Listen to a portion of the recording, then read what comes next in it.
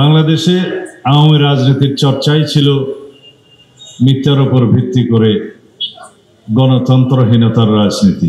বাংলাদেশে আওয়ামী রাজনীতির ইতিহাস গণতন্ত্র হত্যার ইতিহাস, ফ্যাসিবাদ কায়েমের ইতিহাস, একদলীয় শাসন ব্যবস্থা, একদলীয় রাষ্ট্র ব্যবস্থা কায়েমের ইতিহাস। নতুন কিছু নয়। আমরা 2024-এর জুলাই আগস্টের ছাত্র গণ অভ্যুত্থানের মধ্য দিয়ে আওয়ামী বাকশালী ফ্যাসিস্ট শক্তিকে বিতাড়ন করতে পেরেছি, এটা সত্য।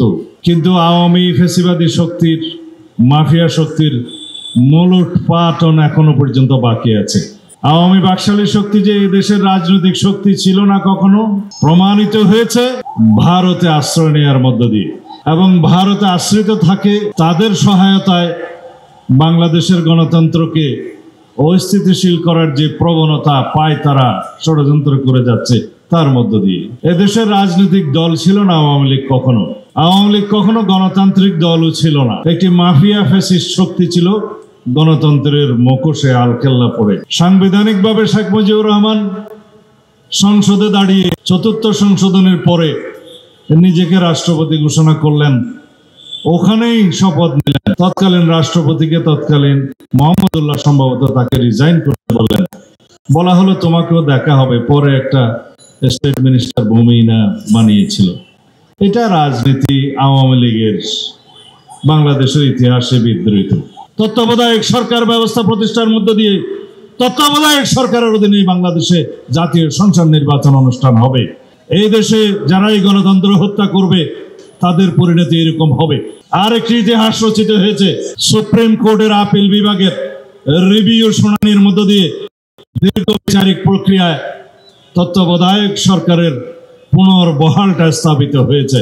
ইনজাস্টিস খায়রুল হকের প্রতারণামূলক সেই রায়, তত্ত্বাবধায়ক সরকার ব্যবস্থা বিলুপ্তির যে খণ্ডিত রায়, সেটাকে প্রত্যাখ্যান করা হয়েছে এবং সেই জাজমেন্টকে বাতিল করা হয়েছে।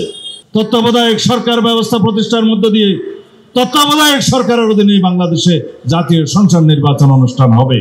আমাদের সে দীর্ঘ লড়াই সংগ্রামের ধারাবাহিক প্রক্রিয়ার মধ্য দিয়ে 2024 সালে রক্তের সিঁড়ি বানাতে বানাতে সেই জায়গায় গিয়ে ছাত্র গণ অভ্যুত্থান সৃজন হয়েছে। এই ছাত্র গণ অভ্যুত্থান শুধুমাত্র 36 দিনের লড়াইয়ের মধ্য দিয়ে প্রতিষ্ঠা হয় নাই। সেজন্য যারা জুলাই আগস্টের চেতনার কথা বলে, সবার কাছে অনুরোধ থাকবে, আওয়ামী লীগ 1971 সালের মুক্তিযুদ্ধের একক কন্ট্রাক্টরে নিয়ে চেতনার ব্যবসা করতে করতে বিলুপ্ত প্রায় হয়ে গিয়েছে। সুতরাং 24-এর ছাত্রগণ অভ্যুত্থানের চেতনাকে যারা রাজনৈতিকভাবে রাজনৈতিক ব্যবসা করার কোন রকমের মানসিকতা লালন করে, তাদেরকে অনুরোধ করব, এই জুলাই ছাত্র গণ অভ্যুত্থানের এই অনুপ্রেরণা, এই ধারাবাহিকতা, এই ইতিহাস, এই চেতনা সমগ্র বাংলাদেশের মানুষের যারা গণতন্ত্রের জন্য লড়াই করেছে। সুতরাং কেউ যেন রাজনৈতিক দল সৃজন করে জুলাই ছাত্র গণ অভ্যুত্থানের চেতনার একক মালিকানা দাবি না করে।